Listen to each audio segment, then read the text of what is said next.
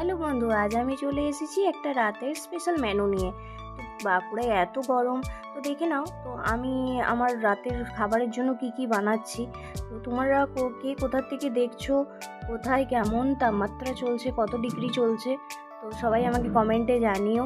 তো গরমে সবাই সুস্থ থেকো, বেশি বেশি করে জল খেও। তো রাত্রে যদিও কিছু খাবার ইচ্ছে থাকে না, তাও তো খেতে হবে বলো। তো কিচ্ছু খাচ্ছি না, সিম্পল ঠান্ডা ভাত খাচ্ছি, শুধু বেশি বেশি জল খাচ্ছি। তো এ তো ডিম ভাজবো। ডিম ভাজার পর একটা স্পেশাল জিনিস দেখাবো, যেটা সত্যি খুব স্বাস্থ্যের পক্ষে খুব উপকার, যেটা হচ্ছে ছাতু মাখা। তো কীভাবে আমি মাখছি ছাতুটা সেটা দেখে নাও।